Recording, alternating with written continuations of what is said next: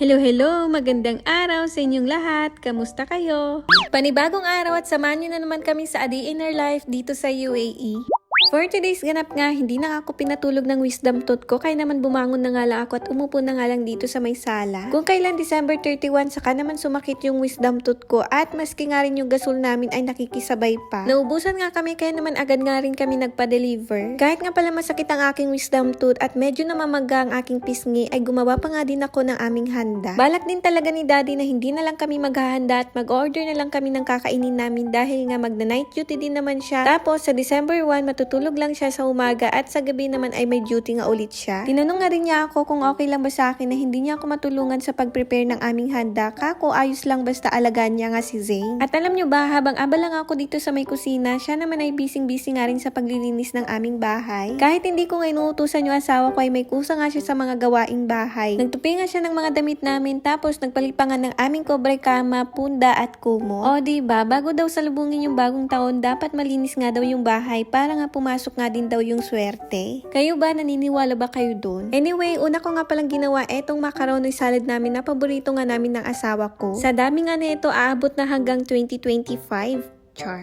Dinamihan ko nga pala ng Nestle cream kaya naman umaapaw nga sa sarap. Dati ang gusto ko sa macaroni salad ay yung matamis pero nagbago na nga rin yung gusto ko. Yung hindi na ganong matamis kaya naman konting condensed na nga lang nilagay ko sa salad na ginawa ko. Pagkatapos ko nga rin may lagay sa Tupperware yung macaroni salad, nilagay ko na nga rin sa ref. At naghiwa na nga rin ako ng hotdog dahil nga magluluto naman ako ng spaghetti. Gumamit nga rin ako ng beef tapos ginisagisa ko lang hanggang sa nga ito maluto tapos naglagay nga rin ako ng liver spread. Syempre alam ko may sari-sarili kayong version sa pagluluto ng spaghetti sauce. Yung sekreto ko naman ay naglalagay nga ako ng konting condensed, isang maliit na can na evap at habang nagluluto nga ng sauce ay nilalagyan ko na nga rin ng cheese. Pinakulaan ko lang ng mga ilang minuto tapos ayun luto na nga rin yung spaghetti sauce. Gumawa nga rin pala ako ng pork barbecue at nag-ihaw-ihaw nga ako ay neme kaso next time di na talaga mauulit na gagamitin ko pa yung grill pan. Ipapadala ko na lang siguro kapag ka nakaipon na. After ko naman makapag-ihaw-ihaw eto't gumawa naman ako ng aking pang Shanghai. Nung nakapag-wrap na nga rin ako ng mga ilang piraso, niluto ko na nga rin at habang nagluluto eto, nagrarap pa ako ng iba. Ako lang din talaga yung kumikilos dito sa kusina dahil nga ako lang yung may gusto nito. Charot lang. Syempre, kung wala lang talagang duty si Daddy ay tutulungan nga ako noon. Fast forward, eto nga't oras na naman ng pagpasok niya. Kaya naman nag-pray na nga kami at iniwan ko nga muna sa mesa yung mga kinain namin. Nag-picture-picture pa kasi kami bago naman siya umalis. Kaya eto nga't nagmamadali na nga rin siyang pumasok ng elevator.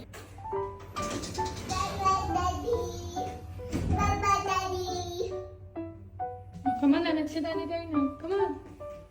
Pumasok na rin kami agad ng bahay at eto nga titignan na naman namin siya dito sa may bintana. Nung oras na yan, inaantok na nga ako at sobrang sakit pa nga ng aking ngipin kaya naman nag-take na nga ako ng gamot. At dahil wala naman kaming tagahugas kaya naman ayan, hinugasan ko na nga rin yung pinagkainan namin. After no, nagsipilyo na nga rin ako dahil nga hindi ko na kinakaya yung antok ko. Pero dahil ayaw pa nga matulog ng anak ko dahil nga natulog siya ng hapon kaya naman abutan pa nga namin yung fireworks. 12 AM na yan at dito na nga lang kami sa may bintana nanood. Pero kung hindi nga duty ni Daddy, abandon din kami sa may park. Kinaumagahan, hindi na kinakaya ng ate nyo yung sakit. Kaya naman dinaan ko na nga lang sa iya. Ginising ko nga rin si Daddy at nagpunta nga kami dito sa Murshid Health Center. Pero dahil walk-in kami, kaya naman pinapabalik nga kami ng kinaumagahan. Wala akong choice, kaya naman tiniis ko nga yung sakit. Umuwi nga akong luhaan, char.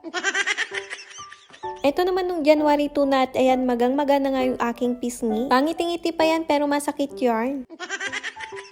Galing nga palang night duty dyan si Daddy kaya naman nagpalit na nga siya ng damit tapos dumiretso na nga rin kami dito sa may Murshid Health Center. Tapos alam nyo ba, pinauwi ulit kami. Pinapabalik nga kami ng 12:30 kaya naman umuwi nga ulit kami tapos bumalik kami dito. Tinawagan nga din kami agad pagka-uwi namin ng bahay kaya naman bumalik nga ulit kami dito. At sa wakas, nakita na nga rin yung wisdom tooth ko pero niresetahan nga lang ako ng gamot. Kala ko nga bubunutin na pero yun nga namamaga pa kasi. Tapos after 5 days, saka daw ulit titignan at i-x-ray. Habang bumibili naman si Daddy ng gamot, andito na nga lang kami sa may loob ng sasakyan at nag-aantay. Tumagal nga rin siya sa may pharmacy kaya naman si Zane ay nagmumuryot na. Binigay ko na nga lang yung cellphone ko at binibidyohan niya nga ako. Marunong na nga rin siya magpindot-pindot at ayan, i-flex niya nga rin daw yung sapatos niya.